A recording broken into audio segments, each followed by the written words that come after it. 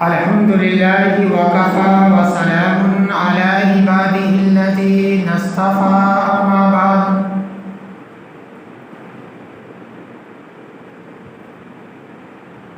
قال النبي صلى الله عليه وسلم الإمام العادل وشاب نشأ في عبادة ربه ورجل قلبه معلق في المساجد ورجلان تحابا في الله اجتمعا عليه وتفرقا عليه أو كما قال عليه الصلاة والسلام۔ معزز سامعین کرام، حاضرین مسجد،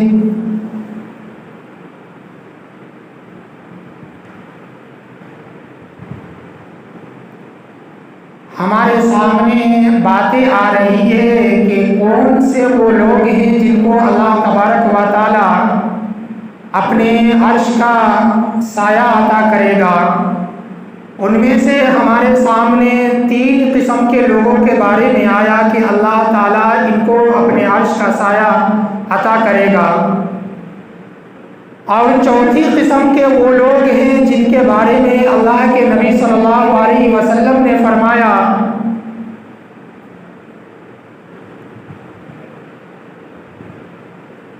وَرَجُلٌ قَلْبُهُ مُعَلَّقٌ فِي الْمَسَاجِدِ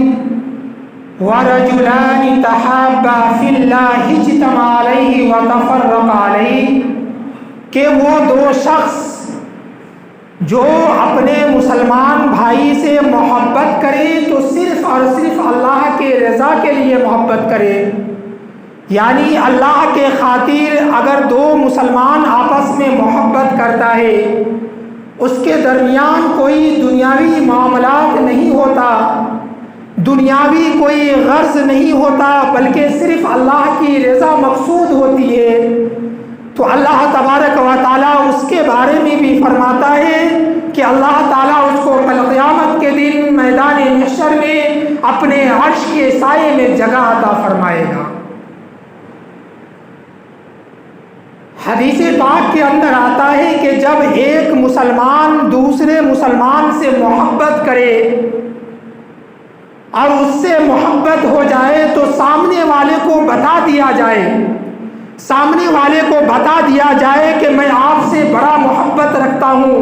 آپ سے بہت زیادہ محبت کرتا ہوں، تاکہ دونوں طرف سے آپس میں محبت بڑھ جائے اور آپس میں محبت ہو جائے تو ایک دوسرے کو اس کے بارے میں اطلاع کر دیا جائے۔ دوسری حدیث کے اندر آتا ہے، اللہ کے نبی پاک صلی اللہ علیہ وسلم فرماتے ہیں کہ جب ایک مسلمان دوسرے مسلمان سے محبت کرے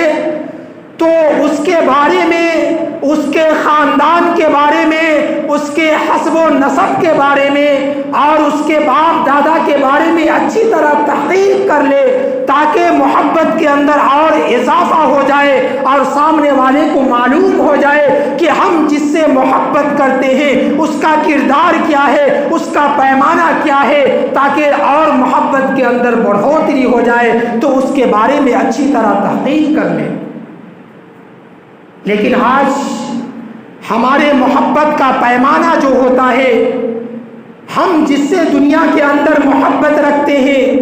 جس سے محبت کرتے ہیں، ہم اس کو دنیاوی اعتبار سے ناپتے ہیں، پیمانے کے اندر رکھتے ہیں کہ دنیاوی اعتبار سے کتنی شہرت یافتہ لوگ ہیں، دنیا میں اس کی کتنی بول بالا ہے، کن کن نیتاؤں، کن کن لیڈروں سے ان کی ملاقات ہے اور ان کی پہنچ کہاں تک ہے۔ ہم ان چیزوں کو دیکھ کر اس سے محبت کرتے ہیں، اس سے محبت رکھتے ہیں، حالانکہ اللہ کے نبی پاک صلی اللہ علیہ وسلم نے فرمایا کہ دنیاوی مقاصد نہ ہو محبت کے اندر، بلکہ صرف اور صرف اللہ کی رضا ہو، اللہ کے خاطر محبت کرتا ہو تو اللہ تبارک و تعالیٰ ایسے شخص کو اپنے عرش کے سائے میں جگہ عطا فرمائے گا۔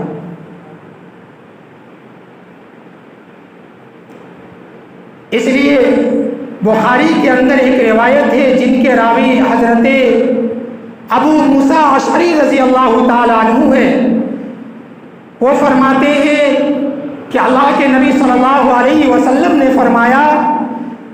کہ نیک دوستوں کی مثال اس مشک و عنبر اور عطر فروش کی طرح ہے.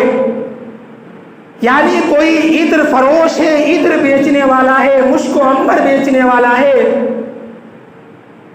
اور اس کے پاس انسان جاتا ہے تو ان کے پاس بیٹھنے سے،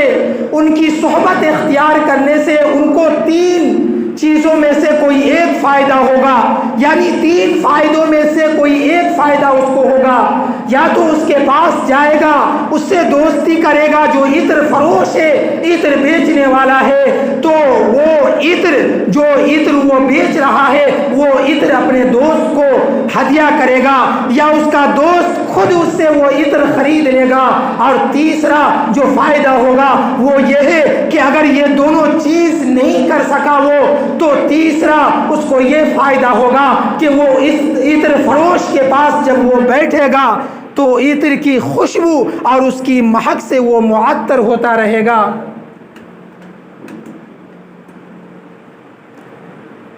وہ معطر ہوتا رہے گا اور اس کی خوشبو محسوس کرتا رہے گا. تو ان 3 فائدوں میں سے کوئی ایک نہ ایک فائدہ اسے ضرور حاصل ہوگا. اور برے دوستوں کی مثال اللہ کے نبی پاک صلی اللہ علیہ وسلم نے اس طرح دی. اللہ کے نبی پاک صلی اللہ علیہ وسلم نے فرمایا کہ برے دوستوں کی مثال یوں سمجھو جیسے لوہار کی بھٹی جل رہی ہو اور اس کے اندر سے چنگاری نکل رہی ہو. اگر کوئی شخص اس کے پاس بیٹھے گا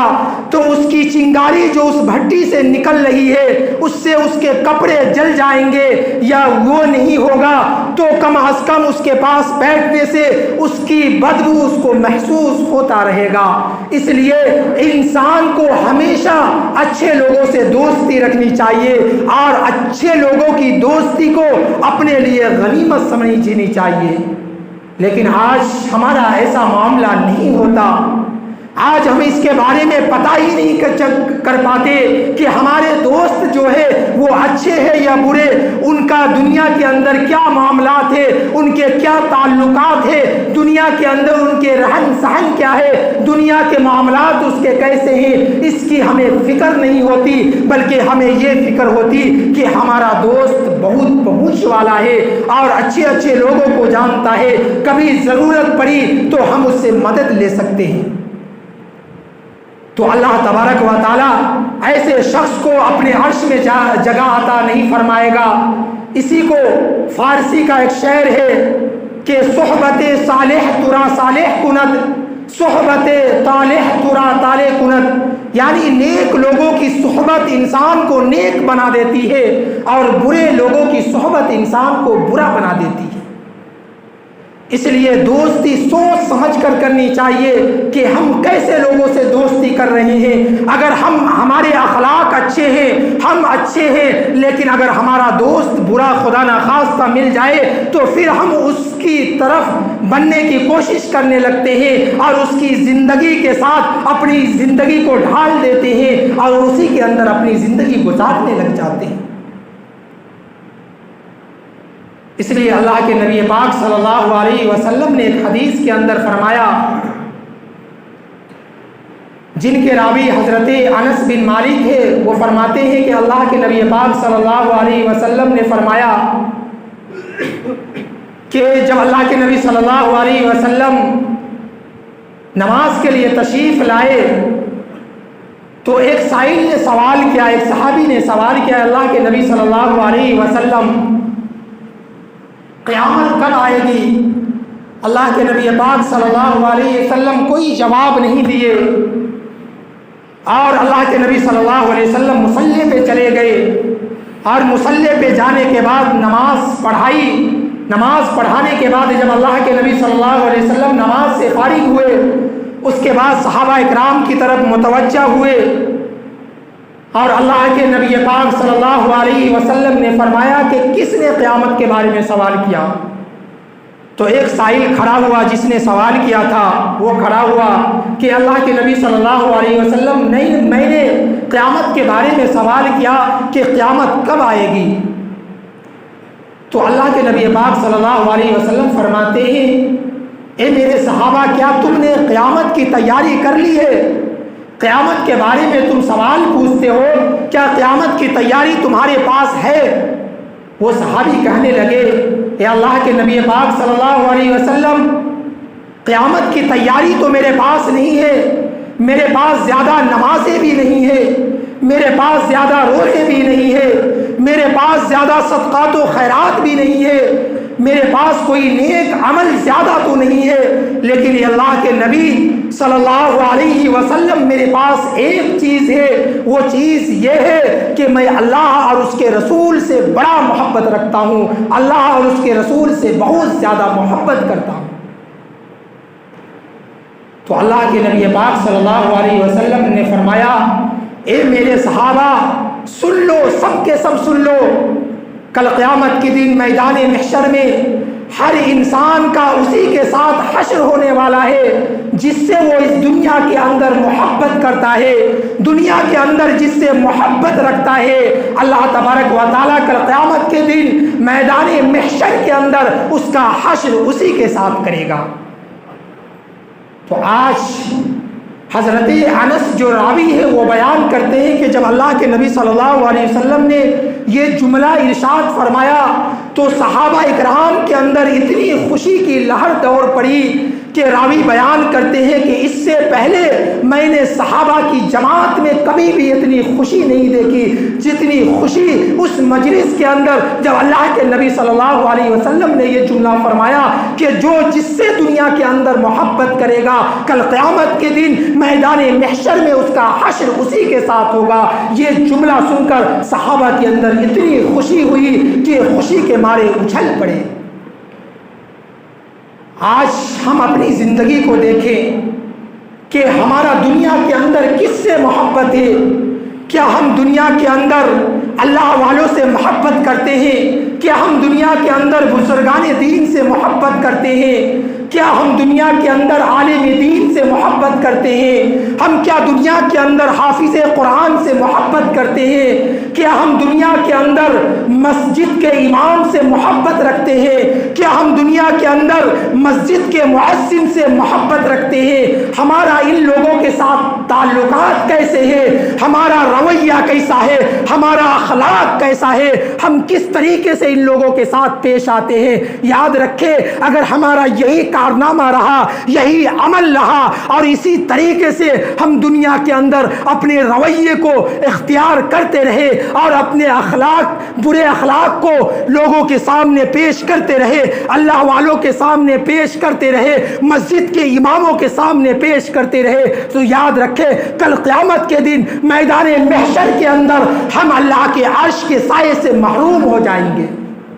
اس لیے آج ضرورت ہے کہ ہم دنیا کے اندر جس سے محبت رکھتے ہیں سوچ سمجھ کر محبت رکھیں اور ہم اس کی فکر کریں کہ ہمارے اخلاق کے ذریعے سے ہمارے اعمال سے کسی اللہ والے کو ٹھیس نہ پہنچے، ہمارے برے اخلاق کی وجہ سے کسی عالم دین کو ٹھیس نہ پہنچے، ہمارے برے اخلاق کی وجہ سے کسی حافظ قرآن کو ٹھیس نہ پہنچے، ہمارے برے اخلاق اور برے رویے کی وجہ سے کسی مسجد کے امام کو ٹھیس نہ پہنچے۔ اس چیز کا خیال ہم اور آپ سب کو رکھنا ضروری ہے۔ اس لیے اگر ہم اللہ کے عرش کے سائے کے اندر جگہ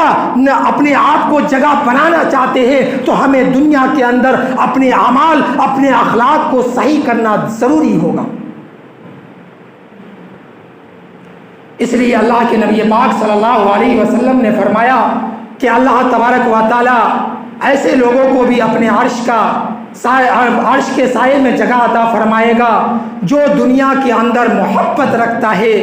اور اللہ والوں کی محبت اختیار کرتا ہے۔ اللہ تبارک و تعالی میدان محشر میں کل قیامت کے دن اسی کے ساتھ اس کا حشر کرے گا۔ ایک حدیث کے اندر اللہ کے نبی پاک صلی اللہ علیہ وسلم نے فرمایا کہ کل قیامت کے دن میدان محشر میں جب اللہ کے عرش کے سائے کے علاوہ کوئی سایہ نہیں ہوگا تو وہ لوگ جو دنیا کے اندر اللہ کے خاطر محبت کرتے ہیں، یعنی اگر کسی مسلمان سے محبت رکھتے ہیں، اس سے محبت کرتے ہیں تو اللہ کی رضا مقصود ہوتی ہے، اس کے علاوہ دنیاوی مفاد اور دنیاوی فائدہ مقصود نہیں ہوتا، اس کے بارے میں اللہ کے نبی پاک صلی اللہ علیہ وسلم نے فرمایا کہ کل قیامت کے دن میدان محشر کے اندر اس کو ایسی ہولناک اور خوفناکی کے عالم میں اللہ تبارک و تعالیٰ اس کو نور کے ایسے منبر اور محراب کے اوپر اس کو بیٹھائے گا کہ اس کو جب بیٹھا ہوا کل قیامت کے دن میدان محشر میں لوگ دیکھیں گے تو صدیقین شہداء بھی اس کے اوپر رش کریں گے کہ یہ کون لوگ ہیں جن کو نور کے ممبروں اور نور کے محرابوں کے اوپر اللہ نے جگہ عطا کی ہے۔ تو آج ہمیں بھی اس کی فکر کرنی ہے، ہمیں بھی اس طریقے سے اپنی زندگی کو اس دنیا کے اندر گزارنی ہے کہ ہمیں اللہ تبارک و تعالیٰ اس نور کے ممبر اور محراب پہ جگہ عطا فرمائے۔ جس دن خوفناکی کا عالم ہوگا اس دن اللہ تبارک و تعالیٰ ہمیں اپنے عرش کا سایہ عطا کرے۔ تو اس کے لیے ہمیں اور آپ کو اس دنیا کے اندر کوشش کرنی ہے۔ اللہ تبارک و تعالیٰ سے دعا کرے، پروردگار عالم یا حکم الحاکمین یا ارحم الراحمین یا غفار یا ستار، مولا کریم ہم تمام گنہگار ہیں، خطا کار ہیں، مولا ہمارے گناہوں کو معاف فرما، مولا کریم ہماری خطاؤں کو درگزر عطا فرما، مولا کریم ہم تمام کو نیک صالح عمل کرنے کی توفیق عطا فرما، مولا کریم ہم تمام کو اپنے عرش کے سائے میں جگہ عطا فرما، مولا کریم تمام عالم اسلام کے مسلمانوں کی حفاظت عطا فرما، ان کی جان کی مال کی عزت و آبرو کی حفاظت عطا فرما، بطور خاص ملک فلسطین کے مسلمانوں کی حفاظت عطا فرما، ان کی جان کی مال کی عزت و آبرو کی حفاظت عطا فرما، اس کی غیبی مدد عطا فرما، ہر شرور و فتن سے ان کی حفاظت عطا فرما، زمینی آسمانی ناگہانی بلاؤں سے ان کی حفاظت عطا فرما۔ پروردگار عالم محض اپنے فضل و کرم اپنے حبیب صلی اللہ تعالیٰ علیہ وسلم کے صدقے طفیل میں قبول و مقبول عطا فرما۔ اللہم ربنا تقبل منا انکا انت السمیع العلیم وتب علینا انکا انت التواب الرحیم۔ سبحان ربک رب العزة عما یصفون وسلام علی المرسلین والحمد للہ رب العالمین۔ الحمد للہ